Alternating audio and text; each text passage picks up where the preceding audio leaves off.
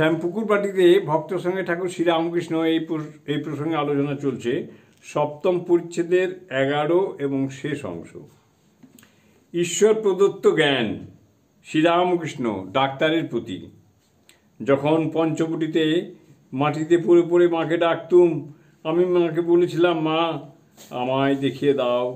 কর্মীরা কর্ম করে যা পেয়েছে, যোগীরা যোগ করে যা পেয়েছে, জ্ঞানীরা বিচার করে যা পেয়েছে, আরও কত কি তা কি বলবো। আহা, কি অবস্থায় গেছে, ঘুম যায়।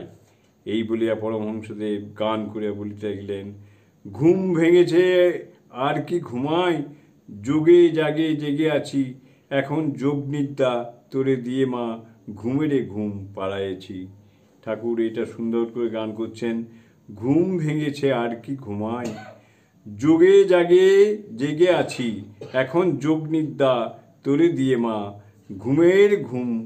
ঘুমেরে ঘুম পাড়ায়েছি। আমি তো বইটাই কিছুই পড়িনি, কিন্তু দেখো মার নাম করি বলে আমায় সবাই মানে।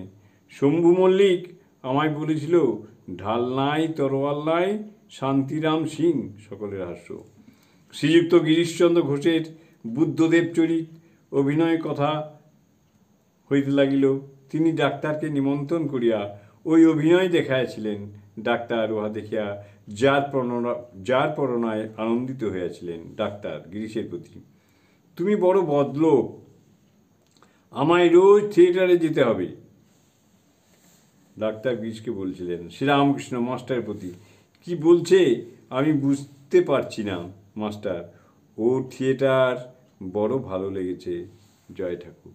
ওং স্থাপকায় চ ধর্মস্য সর্বধর্মস্বরূপিণে অবতার বরিষ্ঠায় রামকৃষ্ণায় তে নমঃ। জয় ঠাকুর, জয় ঠাকুর।